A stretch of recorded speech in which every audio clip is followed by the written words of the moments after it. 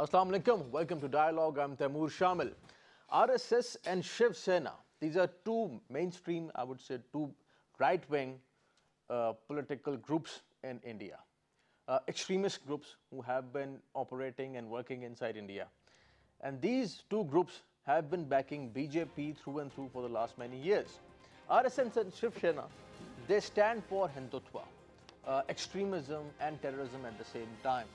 These groups have been backing the BJP leaders. They have been backing Narendra Modi, now the Prime Minister of India, a person who is also known as a butcher of Gujarat, the man who is also responsible for killing thousands of innocent Muslims in Gujarat riots, which are famous. He was the Chief Minister of Gujarat and then became the Prime Minister. Many people, many experts in the region, in the world, are of the view that this is basically the mandate of BJP to come up at the policy-making level. But to be a leader in BJP, you have to be an extremist, a right-wing person. Narendra Modi did the same, killing Muslims, and not just Muslims. BJP, RSS and Shiv Sena have also been attacking Muslims, Christians, Sikhs, low-caste Hindus and other minorities in the region, in India primarily. Kashmiris, the way they have been suffering in these last 5 years of the Modi government is no secret. It is an open secret that the genocide continues in Kashmir as well. This whole extremism and terrorism of RSS, Shiv Sena and BJP has now reached a new level. Recently, the Aligarh Muslim University was attacked by the student wing of RSS and BJP.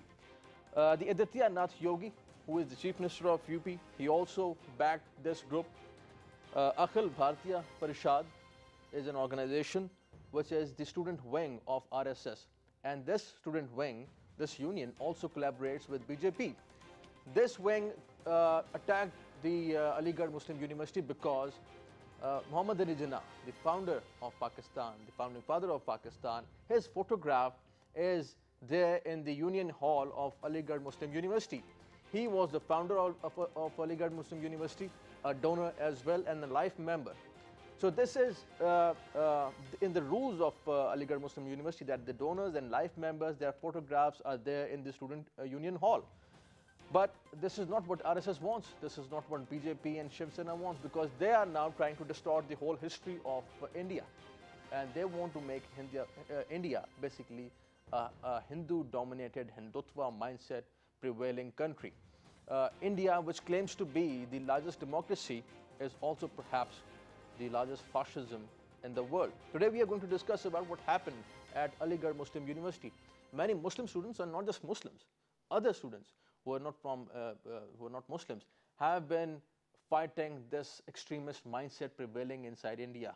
We are going to discuss about this and also Pakistan-India relations in the wake of what is happening inside India. Because if we want peace and stability, can we discuss these things, peace and stability, very refined, fragile issues with India, with a person, Narendra Modi, who is backed by these extremist outfits?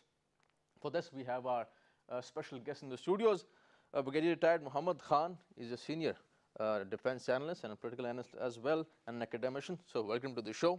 Our second guest is Mr. Ehsan Bashir. He is an expert on Pakistan-India affairs and also on the domestic Indian affairs as well. So welcome to the show. Mr. Muhammad Khan, starting with what is happening inside India, the way Aligarh Muslim University was attacked by these people, a union which is collaborating with RSS and BJP. This extremism, rising extremism in India is alarming, not just for Pakistan, but also for the region. How do you see this? Bismillah ar-Rahman ar-Rahim. Taimur, first of all, thank you very much. And second, that we have very important topic today to discuss. Allow me a few minutes so that I put the entire this process into a perspective.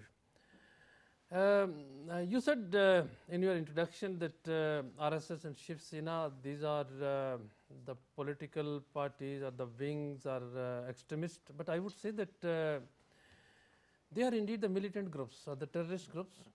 Origin of RSS can be traced back to 1923 to 1925. And their origin was totally based on Hinduita right from the beginning, and protection of the Hindu rights and all that, because that was a time once you know that India was colonized under Great Britain, and they were the one, they were looking forward that to have a group, to have a say in the Indian politics later on, in order to have the India which is totally dedicated for Hindu domination. Then what happened that during this period from 1925 to 1947, twice RSS was banned by British government. Later on, after decolonization, RSS was banned again by the, I would say that Indian government, twice at least. This is the first group which came into being prior to its political wing. I mean, India today, BJP, Bharatiya Janata Party, is the political wing of RSS, and RSS is indeed the militant or the terrorist group of this. So this is a unique history that in the politics of India, that RSS came into being first, that is the militant wing, that the terrorist wing came first, and the political wing came later, with Atal Bihari Vajpayee becoming the first member of the Indian Parliament in 1952. So this is indeed the brief history of this RSS and Shiv Sena. Now, together with RSS and Shiv Sena, they have definitely an agenda where the Hindus should dominate the India, and they believe that Hindu has the right to live in India, and other minorities being otherwise they are a part of the India, they should either convert into Hinduism or they should leave India, and this is open slogan. And they have something that back home or coming back home, I mean, you people were the Hindus, and you were converted during the Muslim rules or otherwise. So come back to your basic religion, that is the Hinduism.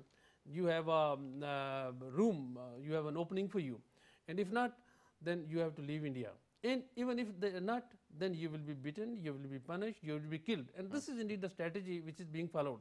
And let me tell you that this strategy has nothing to do with Prime Minister Narendra Modi. Indeed, this is a continuation. And whatever the face India has in front of the international community in the form of the biggest democracy, in the form of what they say that a secular state, this is indeed it's a cover story. It is indeed the reality is something very, very different. And that reality with each passing day is coming in front of everybody. With Prime Minister Narendra Modi, as you said that he was the butcher of Muslims in Gujarat. Indeed, this is called by the people of Gujarat. Yes, that's what the people of India call him. Indeed, it is. And in this, he himself is a member of the RSS, and he takes directly from RSS headquarters. And as being the Prime Minister, he visited many a time to the RSS headquarters, and during that time he was briefed, he was given an agenda. And that agenda is indeed now following the Indian politics. You have seen that Indian Congress is, is criticizing. And even Dalits, they are criticizing Prime Minister. But this too is very interesting, that Congress now is criticizing, but when Congress was in the power, they didn't do anything about RSS or Shiv Sena for that matter, or they never put a check on what these extremist groups were doing inside India. Today, so this is very interesting. Today the membership of RSS, let me tell you that as membership of Chinese Communist Party is in the China, the RSS membership in India, it is more than 500 million. This is the active membership, and now they are preparing a force, and that force is going to fight as the vanguard of its regular army, regular navy, and regular air force. But I think the bigger threat, Mr. Hassan Rashid, at the moment, even to the, I would say, educated Indians, the liberal Indians, or those Indians who stand for peace in India, the biggest threat to them is BJP, their own government, their own state at the moment. Mr. Narendra Modi for that matter, people like Nityanand Yogi. How do you see this rising extremism as a threat to sane voices in India? I think, Taimur, you have hit the very particular point. What is actually happening in India is the concept or the vote bank of Indian present ruling government is not increasing, but it is decreasing. Since this government, this particular BJP came into power since 2014, and already 4 years have gone in, and now the election year is again coming. So let's not forget that the slogan which they usually use in India is basically an anti Muslim sentiment to be aroused within the public and generally victimizing the Muslims, and other than that, you know, trying to put blame game on Pakistan and infiltration from across the border. So these are those gimmicks which particularly they use in their political system. They use these slogans very loudly, they use it. But what actually is happening is that India is not a small country. India is having a huge population with 1.52 billion people's democratic country is out there. Is it really truly a democratic country now at the present or not? Now this is a very big question mark which needs to be seen. Now this is a country which was supposed to take care of all the nationalities, of all the religious sects living in this country for that matter. No doubt Hindus are in majority and Hindus were living peacefully with Muslims, with Christians and others as well. But now within India, what actually is happening is Muslims for that matter is obviously not secure anymore in India. No, neither the Christians are secure in India. What is happening is the Hindus, they themselves are also not very secure in India as well. You know, the Shudras and the Brahmins and all these, you know, these classism in India, which is haunting now. And this division is basically a very big mark for all these political groups which are getting strength in India, and especially this BJP and RSS, which are nothing but an outlaws. Their way of playing a game or winning a vote is by threatening, by going out and rampaging and killing. The same thing has happened in Aligarh, for which you started off, that 28 Muslim students have been injured and very critically injured, and few have lost their lives as well into that. Right. So just on one thing, and that is Jinnah Saab's photograph, which was there from last 80 years. Right. It was there from 1938, much before then the partition of these two countries came into being, much before that. So that means that the Aligarh University has got its own educational importance in the world for that matter. So his picture was not there because of Qaid-e-Azam in that way, that he was the founder of Pakistan. It was not hanged because of that particular reason. But what has happened is that that particular sentiment has been ignited in India, and even for that matter they have gone so low to just haunt and put that picture down. They have gone for a rampage on these innocent Muslim students unarmed there. And India is has become very, very usual thing. It is a thing which has become everyday's thing which has come. That same is happening in Kashmir. If you look into that, the Kashmiris are what? Kashmiris are poor, innocent individuals asking for their right of self-determination. And that is what they are asking for from last 70 years. Are they giving them? No, they are suppressing them. They're trying to make change the complete configuration of Kashmir by settling Hindus there, by forcible marriages with the Muslim women, so that the Hindus can be population is more than the Muslim population. So that one point for which Pakistan was created was the Muslim-dominated area goes with Pakistan, and the Hindu-dominated area goes with India. There's this whole idea of legitimizing extremism and terrorism, Mr. Muhammad Khan. I think India perhaps can be a very good case study, where you can bring up these people, otherwise extremists, terrorists, make them contest the elections, give them public offices, and that would just wash away all their, let's say, their sins or the way they have been attacking innocent people. This is at the moment what RSS and Shiv Sena is doing. BJP has been giving main portfolios, public offices to these extremists in their government and in different districts, I would say, in different provinces. Legitimizing extremism and terrorism. India is the case study. Do you agree with that? Taimur, yes, I agree with this, that there is an issue in the Indian society, and as Mr. Hassan was saying, that some of the Hindus, even those who want to live with peace, they are also sick of such a strategy which is being adopted by Narendra Modi and his team. Overall, the strategy is that from top to bottom, a group of Hindu terrorists, they are being equipped and they are being given some of the very, very key appointments and key position in the top government, that is at the federal government, and that goes down to even the provinces and the states of India. For example, a year back, once Yogi took over as the Chief Minister of Uttar Pradesh, you know, the initial remarks were that find the graves of Muslim women and bring them out from their graves and rape them.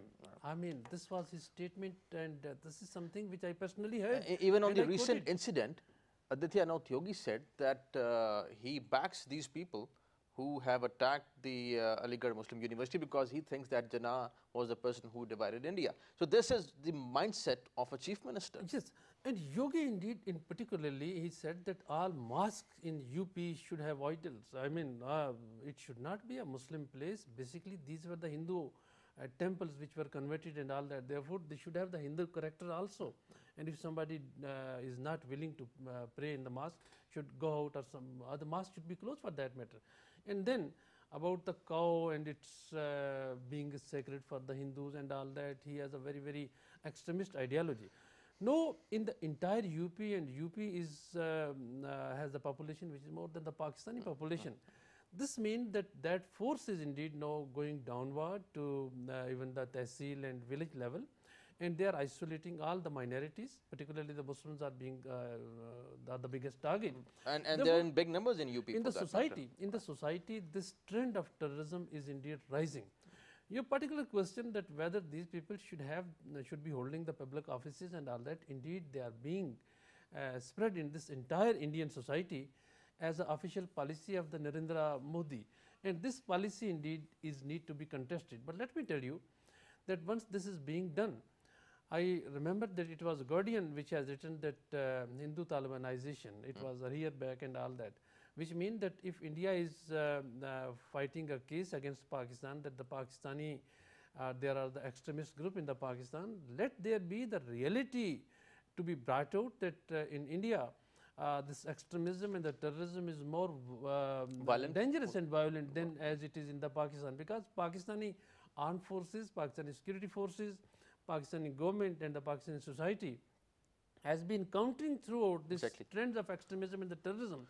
But in the India, it is being adopted as an official policy, and that is being appreciated by all tiers of command, I would say, in the India, which means that if the world has to look at the extremism and the terrorism trends in the world today, those are found everywhere in the India, and that has to be I think we have a very case in point against the Indian extremism and the terrorism, which is against the Muslim, which is against the Kashmiris, and I would say everybody, non-Hindus in the entire India. A very, I would say, important point. Comparing, Mr. Ahsan Bashir, BJP, Shiv Sena, RSS with what is, let's say, going on in the region. Mr. Muhammad Khan rightly said, the way Pakistan, for that matter Afghanistan, and these countries have been fighting extremism and terrorism successfully, we see that these people, India, they have been legitimizing these people, you know, and giving them offices as compared to Pakistan. Let's say India has never been, I would say, after 99 elections for that matter, any concern or any slogan in any, I would say, in our general elections. But elections in India are contested on anti-Pakistan sentiment. BJP uses anti-Pakistan sentiment. For that matter, look at the Pakistani media. I think we are more concerned about what is going on inside Pakistan, rightly so, addressing our own issues, and we are not that much obsessed with India. We are discussing it right now because we are alarmed by what is happening, you know, in the neighborhood. This extremism in India, as compared to what is in Pakistan and Afghanistan, regional countries are fighting extremism and they are legitimizing and promoting extremism. Taimur, we are very rightly alarmed, and that is why we are talking today about it, because terrorism and all these cases is not, it's not happening. What is basically terrorism? Terrorism is basically interference, and it is like you want to put forward your agenda with force on someone else. You want to thrust it. Who is doing it? It's Indians who is doing it now in Pakistan. Openly they are trying to interfere into the affairs of Pakistan. Gulbashan Yadav is not a very long history ago. We caught him red-handed. He was conspiring. So all these things which is happening through India, what they are trying to do, they are trying to destabilize the region. And they are not interested in only destabilizing region. They are trying to destabilize Pakistan, the situation in Pakistan. Their contest is, their worry is that Pakistan, in any case, since 1947, the problem is, with the Indian problem is, that they are unable to digest the reality and fact on ground is, okay, here in 1947, another country is created, and that is a sovereign country which is named as Pakistan. And they got independence from the rule, which has proved. Right. And the Quaid-e-Azam's, Jinnah Saab's, rightly decision today proves that he made the right decision of having an independent Muslim state here in this region, for the reason that these Hindus would not allow the Muslims. Look at today what has happened in Aligarh, what is happening in elsewhere in the entire of India. That means that he was so right. He could apprehend it the 70 years back, which I and you could not have thought. Right. But he thought very rightly, and today the same thing is proved.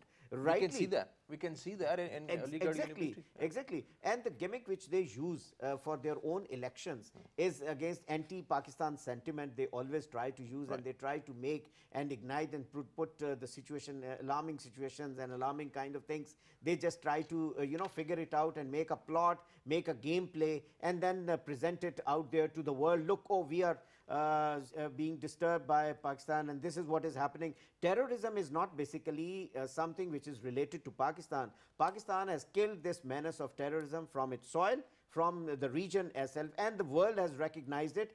We don't need any recognition rather from world, what to talk of India, but we have done it for ourselves, because we need peace at the moment, because Pakistan's dimensions of Pakistan's overall dimension has changed. Pakistan wants to really conquer and go fast on economic and development.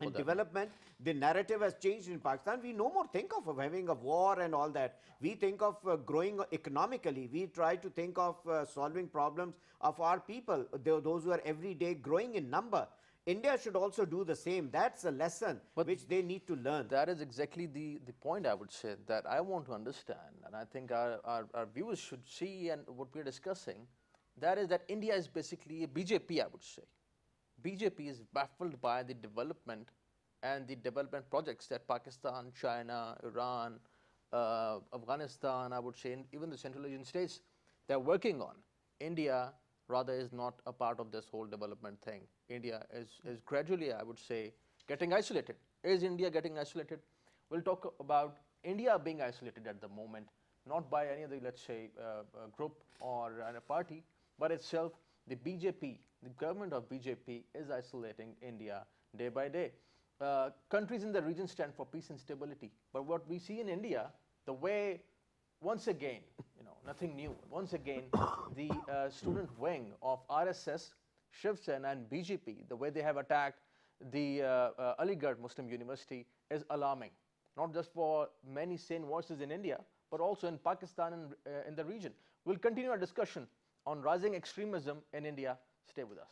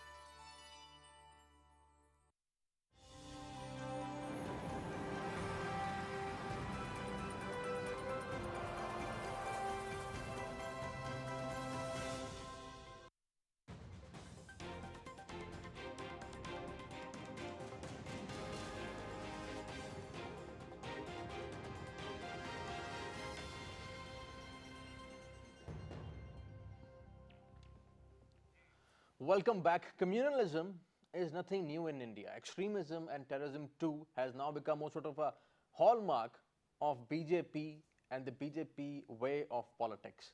As we are discussing, I would just name those organizations again: RSS, Shiv Sena, people like Bal Thackeray, Aditya Nath Yogi, who is the present Chief Minister of Uttar Pradesh, one of the biggest provinces in India, with a large, I would say, population of Muslims in India. He has said that the people who attacked the Aligarh Muslim University and also who tried to bring down Quaid-e-Azam Muhammad Ali Jinnah's portrait, his photograph, are right, because Muhammad Ali Jinnah, they think, has divided the subcontinent. This is still the venom spewing, this is the statement of the venom spewing Chief Minister of India, one of the largest provinces in India. Mr. Muhammad Khan, talking about India, BJP and their face Narendra Modi, who is also responsible of killing hundreds and thousands of Muslims in Gujarat and other, I would say, minorities. He has not been able to perform, basically. He has not been able to deliver what he promised during his election campaigns. So once again, I would say a very understandable thing in India: bring up the communal rights, communal politics, and divert the attention of the people, let them fight, let them kill each other, bring up the anti-Pakistan sentiment, bring up the I would say, British sentiment as well, change the whole history, let people fight, and you win the elections. A very, I would say, a formula that RSS, as you rightly said earlier, yes, and BJP, they have been working on this, and they have been trying this again and again. True. Indeed, if you look at the patterns of elections, in India, traditionally the election pattern has been that they have been, the party which has been more anti-Muslims or anti-Pakistan has been winning the election in India. And this is more so with the BJP, particularly once Modi was to become Prime Minister. I think he provoked the people, Hindus particularly, against Pakistan, against Muslims and all that. And the popular vote was, again, it was of the Hindu vote and all that. Definitely we are not against the Hindu as a religion, but we are against those people, those who are making use of this religion against humanity, against Pakistan, against Muslim, or against anybody who is minority in the India. They have no right under the banner of secularism or under the banner of world's largest democracy. No, definitely, Modi has not been able to deliver, and this is extensively found right in some of the, I would say that circles of the Hindus, and overall Indians, they are debating this particular aspect politically as well as socially and diplomatically also. And I am telling you that this failure of Narendra Modi, you can imagine from a hardliner. He was the former finance minister as well as external affairs minister, Mr. Yashwant Sinha. Yashwant Sinha was very, very important man in Atal Bihari Vajpayee's cabinet. Twice he had the minister. He has been Minister of Finance. He has been Minister of External Affairs. He tried to tell Modi and his team that whatever you are doing, this is indeed against the Indian society. And he, as a matter of fact, was telling him that this is against the Hindus even. Tomorrow, Hindus or the Indians, they will have no say, no space entirely at the global level. Reason being that today world is looking at not extremism, but looking at some of the soft values, soft powers, or I would say that soft image of the India. And if you are really projecting an image of the India which is totally filled with nothing else but the extremism, the terrorism, then India would have no place. For the time being, yes, India is being given the importance owing to some of the strategic reasons and owing to some of the economic reasons. But these reasons are not going to be valid for a long time. Therefore, the people, those mature people, I would say, that visionary people, they are leaving Narendra Modi and his team. And India is isolating with each passing day. Right. And this isolation indeed, perhaps the credit goes to Modi and his team and the people like Yogi, as you said. But overall, I am looking at a trend in the India that is the extremism and the terrorism. And this trend indeed, what we feel that the world has to endorse, world has to take a notice of it. And we Pakistanis, particularly with reference to Kashmir and at time with reference to the Indian Muslims, I think the case against the Hindu terrorism or the Indian terrorism, the government sponsored terrorism, that has to be referred either to ICJ or to International Court of Criminal. That's something that we have a very, very valid case. Sir, interestingly, you mentioned about the world. I think we have seen many world powers that they couldn't do anything about it because for them, obviously, economic interests, and that is understandable. And strategic interests. Strategically, they want to go for that. But what we can now focus on is, Mr. Hassan Bashir, and we are doing it that, you can probably put a light on that in a better way, that Pakistan, China primarily, and now Afghanistan as well, and Iran and Central Asian states, they have realized that this is a country which has been violating the human rights as well. They are capable of, bringing up any sort of difficult situation for the whole region. Recently, Narendra Modi was also on his visit to to China, and he met the Chinese officials over there. People in India perhaps were celebrating, but the experts in the region, that they know that the countries in the region now are trying their best at least to give India one chance to come, let's say, for development, peace and prosperity. If India doesn't do that, obviously, then the only option for India is to get isolated in the region. And region now is rising. How do you see that? I think you have made a point, but a very important thing is that very recent diplomatic relations between Iran and India, which India wanted to develop, and India wanted to develop it and wanted to convince Iran to have a different view towards Pakistan's situation and try to side with them. But unfortunately, India could not present its case in that way. And the Iranian leader immediately after the Indian visit came to Pakistan, and they wanted to visit Pakistan, and the bilateral relations rather got improved after the Indian broke that ice and wanted to talk to Iranians on that account. So that shows that once he wanted to isolate Pakistan in the region and wanted to have a gameplay against and put the other countries in its bag, was not very successful. Then they went on the trading side, they went and they wanted to show to the world that the superpowers are trading with India more than anyone else, and they are, India is the right market for all the hardware for which we are there, and they should keep that relations under the garb of that hardware trade relationing. I'm trying to refer with American trading with India on the hardware. They wanted to show to the world that we are better market for everyone. So that means that we will have better relations and in this region. So Pakistan, being a smaller country and does not have that quantum of trading with America or with Russia, so therefore India stands out in that. But that also got fizzled out because of the China-Pakistan economic corridor, which was as a vision, an OBOR once came in, and the Chinese came in, and Pakistan again, by virtue of its strategic location and all that, and interest of China, Pakistan again stands out in that entire thing, and Pakistan again today stands much taller than India on the trading arm. The reason is, why I'm trying to say all this is, the reason is that Pakistan is gaining strength because Pakistan no more is into the game. Pakistan is the country which has always played against the terrorism. Pakistan has proved to the world that this is not the way forward. Pakistan is the country which has faced and has gone through this atrocities of war and seen these nightmares no one else has seen in this region. And it has always happened at the hands of India. Indians have been planning for all this. India probably is losing on the front, on the ground of economic rise, which they are trying to see that now Pakistan is getting or gearing up, and they have straightened their direction, and now Pakistan is heading fast on to that, and they are going to overcome all those deficiencies which previously Pakistan was ditched into. Like you see now today, Pakistan is much better in its foreign relations with the countries, neighboring countries, like we have got very good relations with Turkey, with Iran, with Afghanistan, with Kyrgyzstan, Uzbekistan, the Russian states, the China, recently Russia, and all these developments are coming up and it is happening all that.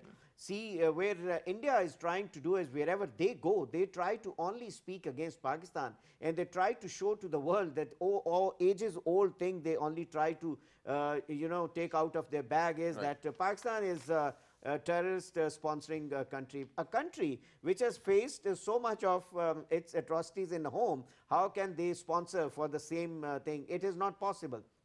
And plus, Pakistan has shown to the world that Pakistan is no more into this game. Pakistan is in the face of it. Pakistan wants peace with Afghanistan. Pakistan is always trying to offer its services to have peaceful negotiations in Iran, in Afghanistan. They are trying to bring onto the table the Afghan Taliban. So Pakistan has got a very different dynamics now playing. India is left out. So that is the reason that India is facing, and India is feeling hotter now, and they try to. Right. That is the reason that they try to now, as the you would see the moment the election year will be closing up in India, the LOC violations will be much more than what happens during these days. You know, just so India. And that's exactly what we are talking about. That they want that communalism thing inside India, and also that anti-Pakistan sentiment. And you're right that. We can see that they would keep the line of control and working boundary aggressive, so that the anti-Pakistan sentiment would prevail in India. Yeah, remain alive. Remain alive, and the way Indian media absolutely is complying with whatever BJP and RSS sorry to cut you here, but interestingly, the Indian media has changed its direction also. If you happen to watch Indian media and try to follow on to the Indian media has started to criticize the policies of this present government. They have started to really not talk, a bit vocal, though they should be more vocal, I think, because if it's a freedom of speech is given there and it's a democratic country, then more opening should be given. But then there's a lot of channels in India, they're covering all these stories with the negativity they are trying to present, that this victimization of a community in India is not in the greater interest of India. But maybe you're right.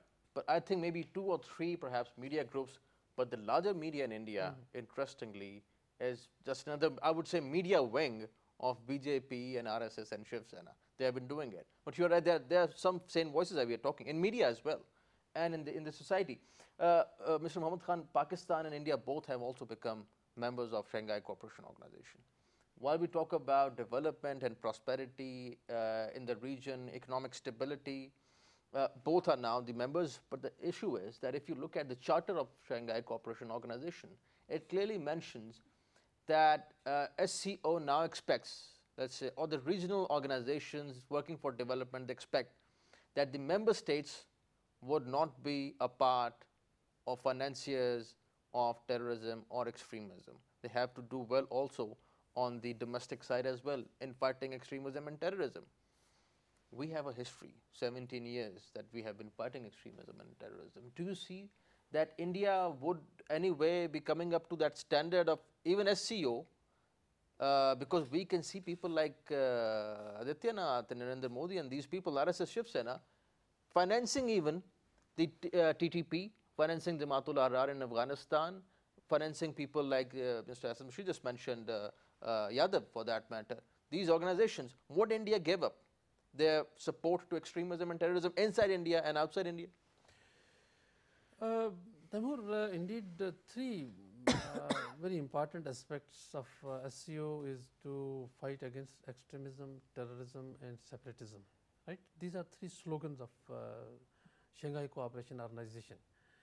Pakistan has a very, I would say, clean and dedicated record of fighting against the extremism and the terrorism. And this record has been appreciated by almost all countries of the world, including United States of America. But more so, it has been a case that whenever, even for owing to the vested interest, United States has been pointing fingers on Pakistan.